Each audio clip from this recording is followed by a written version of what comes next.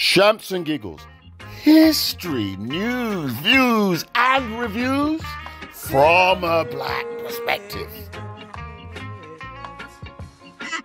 Welcome, one and all, to another fabulous evening with Shamps and Giggles. They're already, I said Prince. I didn't say Prince. King Charles, he's got cancer. He's in the hospital. No, he's out of hospital. The young lad, Harry, who could do no right. His wife, Meghan, and now they've been thrown under the bus. I mean, come on, man. What is going on? What's the question raised is, hi, go again? Should the family come together? What's the question again? Well, the question is, I'm putting the King Charles and Prince Harry as an example of when there's a family member who is very unwell, and there's been conflict between that person and other family member prior to that, the person being unwell, sick, in fact. And then that person, in this case, Harry, returns to make amends to King Harry. And external people around them, i.e. the media and other family, create a narrative that is negative to ensure that the people think that there is that Harry is making King Charles' health worse. You know, you're making it worse for everybody. You're not doing good by the family. You're a disgrace to the family. And some people go through this where they've had conflict with a mother or father, and they come back several years later because they've heard that their parents are very unwell. And the family who have been there around the mother or father then say, why are you here? Why you're making mum or dad more even unwell? You're a disgrace. Go back to your wife. You know, you've done all these bad things to us. But then you've got Harry saying, well, actually, I just want to make amends with my family. He's my father. So how do you deal with that? How do you deal with trying to repair conflict during illness? Well, first of all, you say hello to everyone in the room. Oh, Kaka, Mumu, Daya, Denise Daya, Pinky Daya. Miles is the building. Big up. Toots Daya, Bravo, Toronto, everybody there. Color Queen, Mother Mercy, she just letting the greys out. Like, you know what I mean? I feel like the greys are like, I'm trying to grow my hair back. And I got 5 here. But hands are going up because there's a serious question, Leisha. I have to say, because Harry has come back, not that he needs to, but of course, he's just lost his gran. Now his dad has got cancer, and we all know, right? It can go anywhere. Of course, he's come back to his family. That's his family, right? And then, as you're saying, there are outside influences that have their own agenda, just throwing crap. How do we deal with these type of things? Let me see what Pinky has to say. Pinky, come in, talk to things. It's Friday. A lot of us, you got to hit that button. It's called unmute. Yeah. Well, for me, I just think he just needs to put the outside people, which is the media and everything like that, you know, you just don't take them on. But yeah, in the dynamics of the family that are saying, what are you doing here? Oh, you're causing, you know, if you flip the side of that coin, it's really them that are causing problems. Right. You understand? The ones who are there saying, oh, what are you doing here? That you're the problem. Because at the end of the day, I've come to see my father. He's now ill. Whatever we've got should be put aside. You shouldn't have to be saying anything to me. Do you understand? But we know already, you know, we know the vindictiveness of the British public, you know, with their prejudice and everything else, you know. That's all of that, you know, all of that is just nonsense. Which one of the family members said, what are you doing here to Harry? Did that happen, or we just talking. Well, I know that. Yeah. Well, I know that the Princess Margaret, which I think she's a real hypocrite. Our Princess Margaret, because you know your own mother gave you hell when you wanted to be with the man. You know what I mean, and so forth that you couldn't be with. You know what I mean, and Sister, you know, not mother. a sister. That one, yeah. Was What's it a this? mother Who's or a that? sister? Sister. Our daughter and our daughter. They stopped her from. Which one did they stop? Well, whoever they stopped, that's the one who's sizing with Harry's brother. You know, right in the middle to bring more problems. Like you know, they're you know she's pointing the finger at him. That was how they took the camera. That's how the media must have caught it. I must have caught sight of it somewhere. But yeah, Now, that's Princess could it be just Margaret. that the That's meat? So Princess Prince Margaret. I think Margaret Princess said Margaret. Yeah, of course something. it's Princess. Yeah, Princess Margaret. Of course it's her. She's the one who had her own relationship.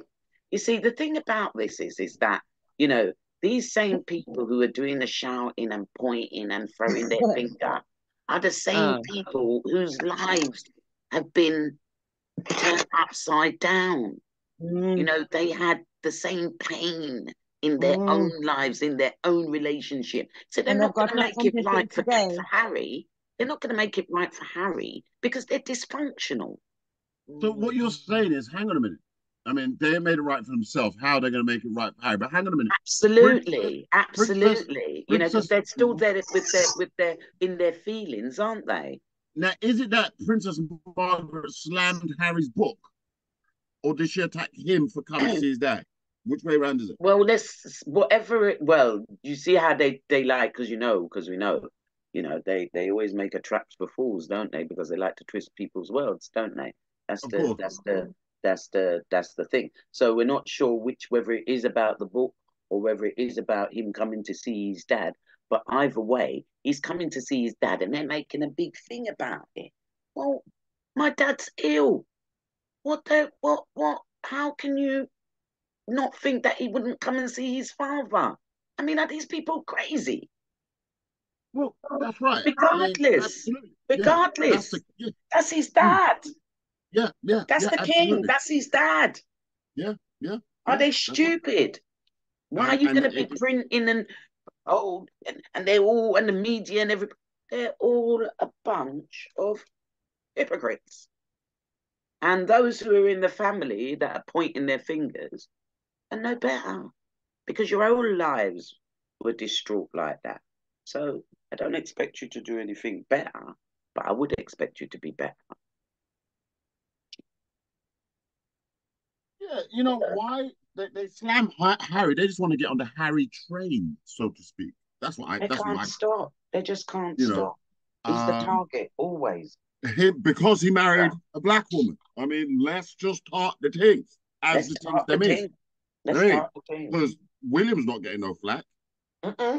Toronto, Carolyn, your hand is up. Make I hear you talk the things. Good afternoon, my beautiful Shemps and Giggles crew. It's always a delight to be here and in the conversation as I'm simultaneously working, as you well know I do. Good afternoon. Good afternoon. Good and welcome. So, with that being said, here's the thing. If he hadn't shown up, they would have been writing about it same way. Still, it was a no-win situation for him. If he had not come to see his dad at all during his illness, that would have been the big story of the day. Prince Harry's father, King Charles, is sick and he hasn't even come to look at him. More controversy. So it's a no-win situation for him. He's never going to win. There's no winning here for him. That's just the British media press. They're always looking for controversy. So if he hadn't shown up, it would have been he hadn't shown up. That would have been the news of the day. Now he's shown up. Why is he showing up? At the end of the day, he has to do what is good for his soul, what is well for his soul. So he's done what he felt that needed to be done. Go see your father. I'm sick. Done. Innit? I would completely agree with you. If he didn't come, where's Harry? That's the first thing they would. Where's Harry? His father's sick, and I mean, you hit the nail on the head. I mean, come on, damned if he does, damned if he don't. I mean, come on now. At least your hands Yeah, up, I mean, I touching. think everybody knows how I feel about Harry and Meghan and the royal family. I mean, Harry comes from the same cloth as the royal family. He is indoctrinated, and I don't see him as any different to them personally.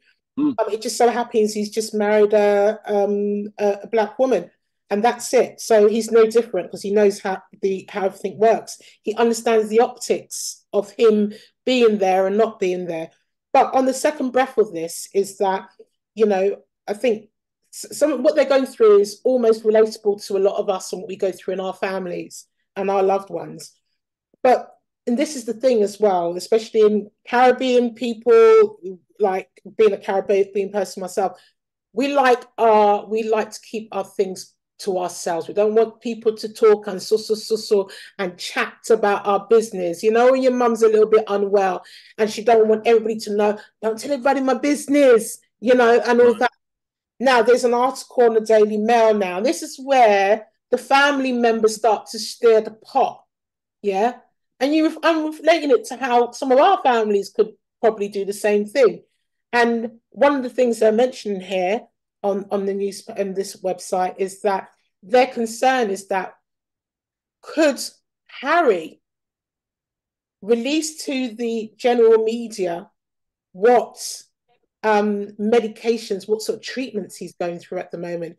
That's the King Charles, which is confidential information, and potentially about how he might look and things like that, what really is happening. So their concern is about the confidentiality because obviously Harry and his wife came on television with Oprah and other people and spoke openly about the family and about their experiences. So, in other words, can Harry be trusted? What can this family member, should we say, be trusted with very confidential information? Because we are a family who like to keep things to ourselves. Well, that's a whole nother spin on the subject, to be fair.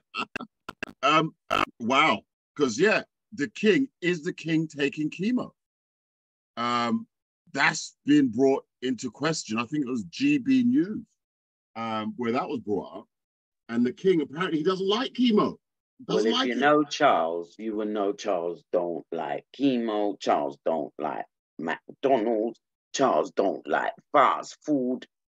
Charles is a herbalist from long time.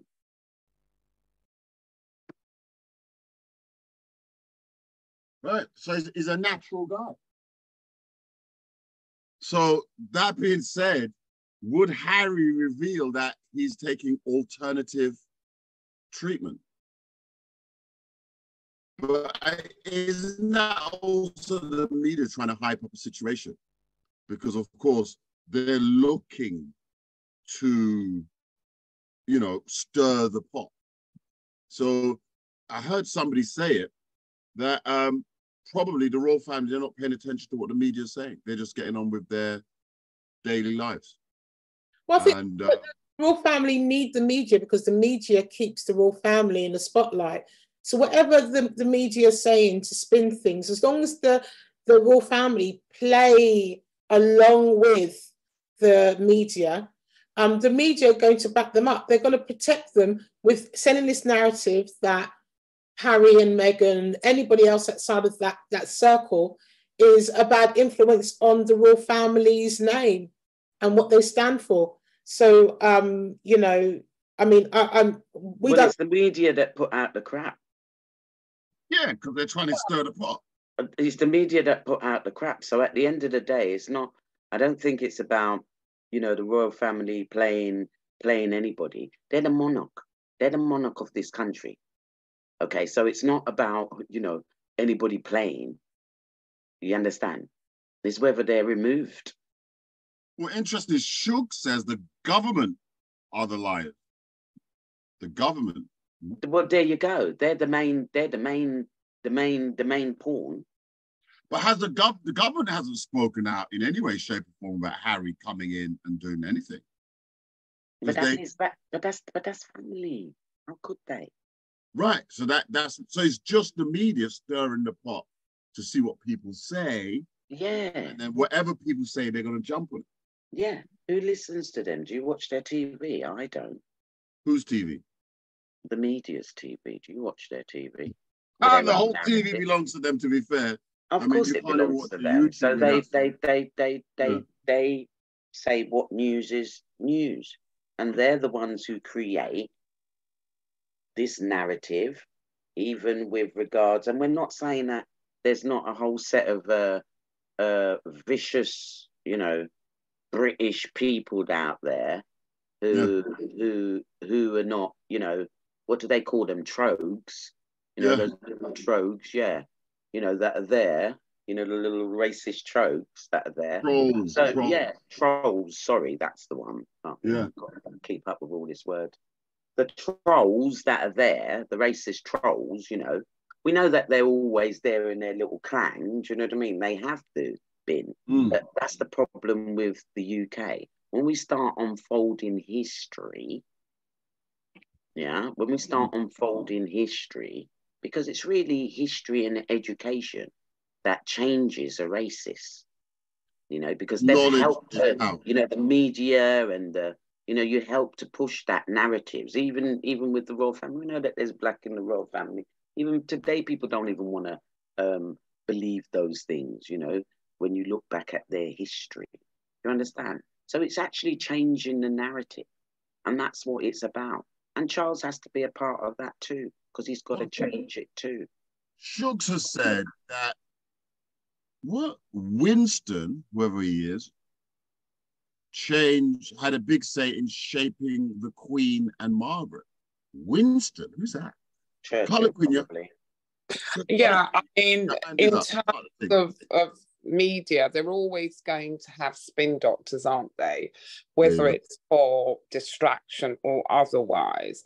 So what we've got to do is that we've got to make cerebral decisions when they're churning out some of these stories, because spinning sells newspapers, or it used to. And so therefore, if they're going to print something that's really mundane or monotonous, then people are not going to read it. So the fact that the boys come over to visit his father, irrespective of the acrimonious relationships that they had been experiencing previously, and he didn't find the backside over here to visit his grandfather, he had learned from that in judgment previously. So he's now come to see his paternal father. Leave him alone. He's not the first child to be in a rocky relationship with their parent. He won't be the first, and he won't be the last. So if he can make amends before the man closes his eyes, then fair enough. I don't even know if his wife has come or not. I'm not particularly keen on it for my own personal reasons. But I feel that if he's had the balls, as it were, to come and visit his father, then good on him, because irrespective of what Meghan feels or doesn't feel about the royal family, that is Fee and Papa, that's his dad. So it would behove him to do right by his father, as TC said, let it sit well with his soul. It doesn't matter, damned if you do, damned if you don't, they would still be running him down. It's a popularity contest, whether they like him, whether they don't. You know, the UK in general don't think that William has ever done anything wrong. William hasn't grieved the father the way that Harry has. So naturally, you know, we've got the two sons. One, you know, they feel that one has kind of stepped out of the box. He's married this mixed race woman. At the end of the day, she's got history, whereas Kate was more pure, if that's for want for a better word. So, and all the accusations of the palace being the firm being institutionally racist, they were going to be, and that's never really going to change to a certain degree. So I'm not sure why she was shocked or surprised. You know, when you marry somebody, you don't just marry that person, you marry their whole family. This is what goes with being a royal, and then they then divorce themselves from royalty. So it's mucky, it's messy, but not like any other family. And what I feel really sad for is that his mother was never going to give him the crown until she passed away.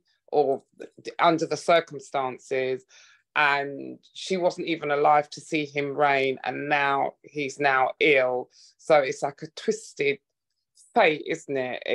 It's like you're king, but you're sick now. You can't even really enjoy it. So be careful for what you wish for, because when you get it, you might not be able to enjoy it. So you know what the thing about that is? Yeah, Charles is now king. He's ill. He cancer jumps on. I mean, come on, comes into the, I mean, you can't make this stuff up. Mind you, on a more positive note, people do recover from prostate cancer. I mean, we had none other on our platform. His name just ran through my head. It ran right back up. This is what you call senior moments, isn't it? But the man himself was on the platform, and he had recovered. McKellar. Mm. No, it sounds familiar. It's not McKellar. No. It sounds familiar. It's the name will come to me. But he came on the platform. He himself had prostate cancer, which is what the king has, and he recovered, and has gone on to become an advocate for prostate cancer, trying to alert black people especially, that 1 in 4 black men will get it's disproportionate, isn't it? 1 in 4 black men come down with prostate cancer.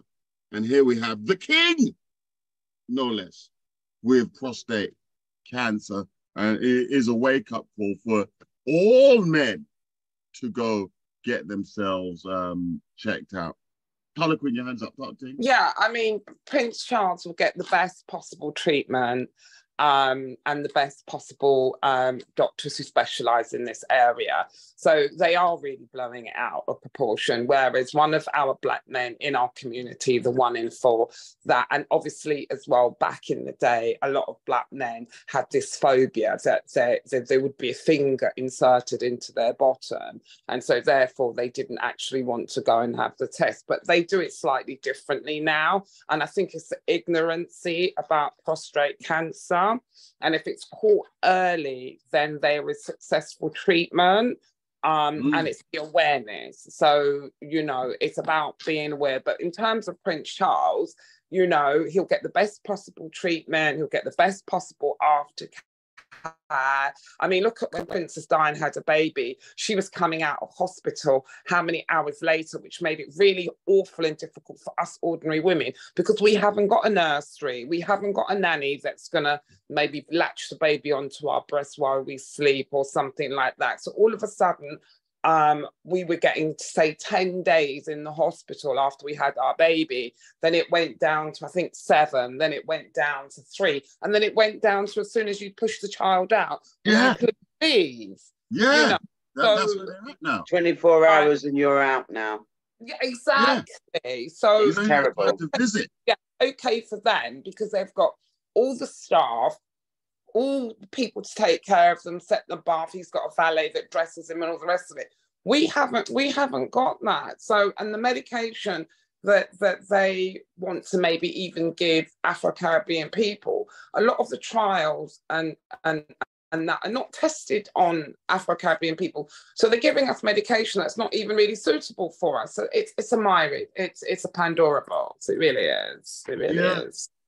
And this cancer, I mean, cancer, obviously, it doesn't, it's a friend, but it's the enemy, isn't it? It wants to be your friend, but it's not, it's your enemy.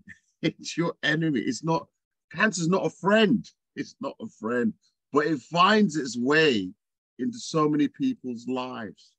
Of course, it's not only the person that has the cancer, the family around them, everybody's affected. I mean, there's just no two ways about it.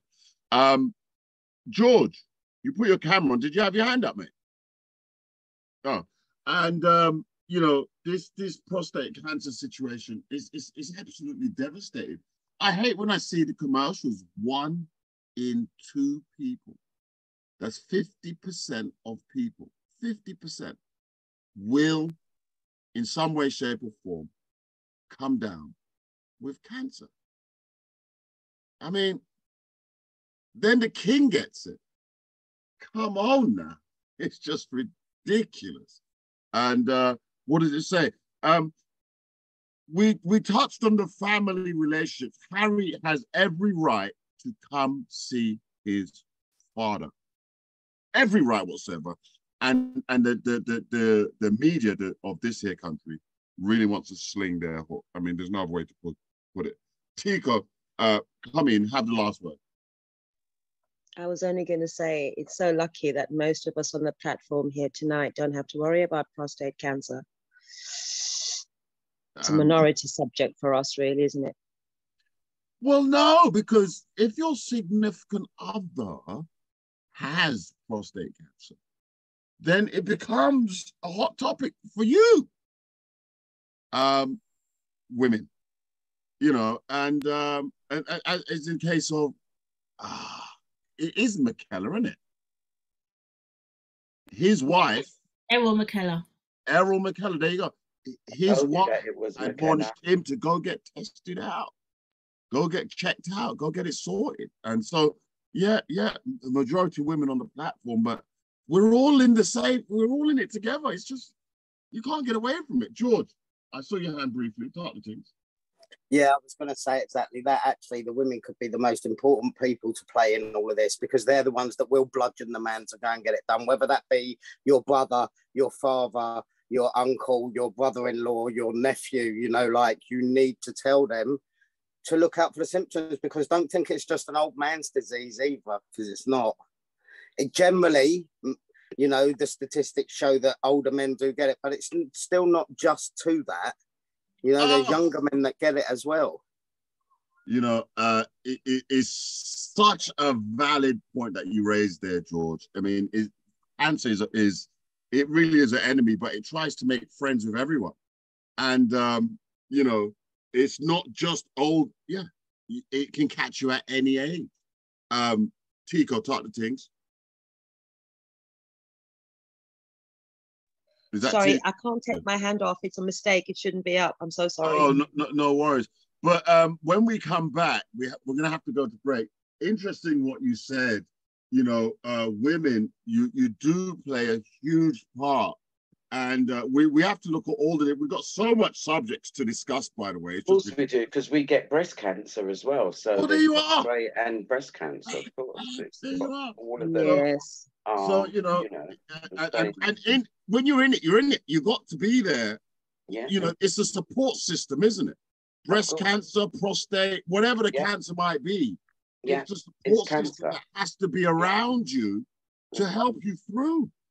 Absolutely. We can't make it on our own. The sad thing about it is that we handle it so badly in this country. In fact, we handle, you know, that transition of death so badly. Well, let's not go to death. Nobody's dying. Let's go to break. Let's go to break and let's continue the subject. Let's continue the discussion. Let's continue the conversation after these words. It's Shamsin Giggles. It's Friday. Bye. Look for yourself. Party mash up again. Lord. Hey, girl them bubbling. Hey, bring all your friend them. Hey, yeah. Party mash up again. Hey, girl them bubbling. Hey, bring all your friend them. Hey, everybody drinking. Hey, who cares what they thinking? Hey, beer vibes, beer vibes, beer vibes, beer vibes, beer vibes. Everybody singing.